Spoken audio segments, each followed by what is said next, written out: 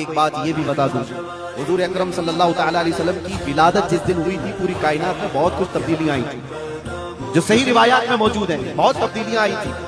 عرب اس وقت جو ریگزار تھا، صحرا تھا، سبزہ دینے لگ گیا، بارشیں برابر ہونے لگ گئی۔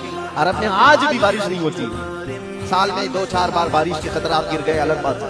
موسم باضابطہ جیسے بارش کا یہاں ہوتا ہے نہیں ہوتا، لیکن جس سال حضور پاک صلی اللہ علیہ وسلم کی ولادت ہونے والی عرب میں سبزے اگنے لگ گئے یا بارش ہونے لگ گئی ہے۔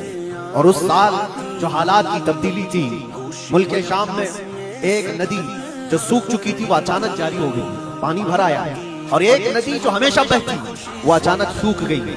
ایک آتش کدا تھا 1000 سال سے جس کی آگ کو بجھنے نہیں دیا گیا تھا ایران کے نجومیوں نے، آتش پرستوں نے، اچانک وہ آگ بھی گل ہو گئی۔ ایک ہی دن میں سب چیزیں ہو رہی ہیں، اور کائنات میں یہ جو بڑی بڑی تبدیلیاں ہوئی تھی، اس دن ایک اور تبدیلی، بت سارے اوندھے منہ گرے ہوئے تھے۔ 12 ربیع الاول شریف کا دن تھا، یہ صحیح روایات سے میں بتا رہا ہوں، بت اوندھے منہ گرے ہوئے۔ لیکن ایک بہت بڑا مسئلہ ہوا تھا جس کی طرف امام اہل سنت فاضل بریلوی رحمۃ اللہ تعالیٰ علیہ اپنے شعر میں اشارہ کرتے ہوئے فرماتے ہیں، کیا ایک بہت بڑی تبدیلی یہ ہوئی تھی کہ ملک فارس کا جو بادشاہ ہے کسریٰ، اس کا قلعہ اتنا مضبوط تھا کہ اس کی حفاظت کے لیے 1 لاکھ فوجی کھڑے رہتے تھے، صرف قلعے کی حفاظت کے لیے۔ اور وہ قلعہ اتنا مضبوط کہ ان کا دعویٰ تھا، ان کا چیلنج تھا کہ اس کو کوئی توڑ نہیں سکتا، اس کو مٹا نہیں سکتا۔ لیکن 12ویں شریف کا دن یا صبح کے وقت اچانک قلعے کے اندر زلزلہ آیا اور دیوار پھٹ گئی، اور ایسی پھٹی کہ اس میں سے ایک آدمی جا سکتا ہے، آ سکتا ہے۔ آج بھی وہ شق شدہ دیوار کے ساتھ قلعہ موجود ہے عراق میں، جس کو قلعہ کسریٰ کہا جاتا ہے آج بھی۔ اب آپ اندازہ کریں 2000 سال سے وہ قلعہ آج تک موجود ہے تو اس وقت کتنا مضبوط رہا ہو۔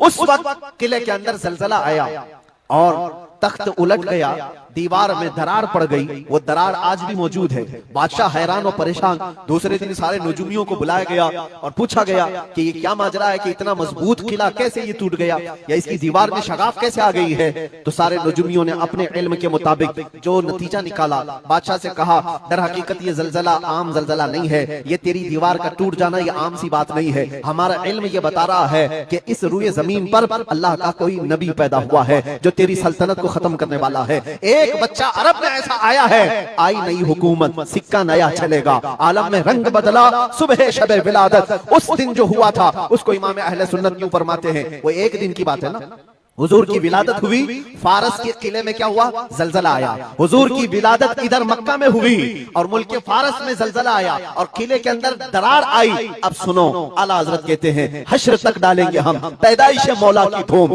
یعنی قیامت